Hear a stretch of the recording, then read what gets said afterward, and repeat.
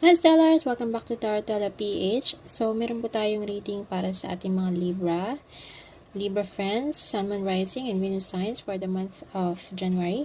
This is very short reading lamang po, so take whatever that resonates with you.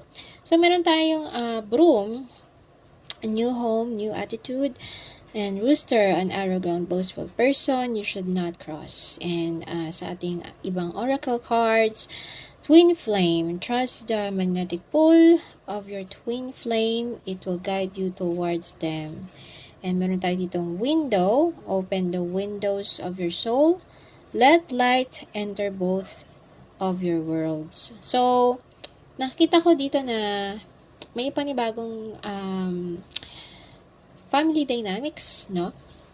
Someone, you will enter a life.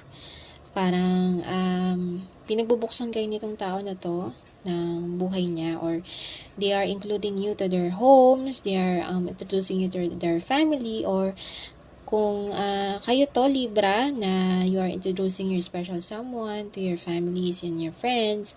Yan. So, this is the time na in January maaari itong maganap. But you really have to avoid someone na very negative, someone na yung mapuna, no? Mapuna or judgmental na tao.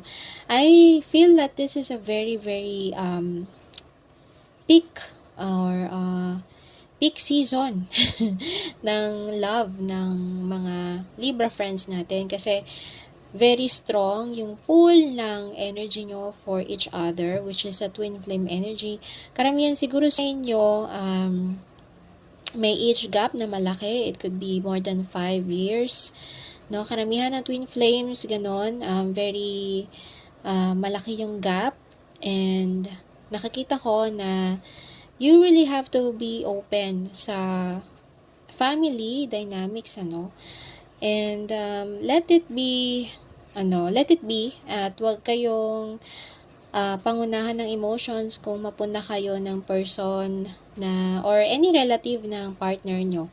No? So, yun lang advice natin for Libra. Thank you so much for watching.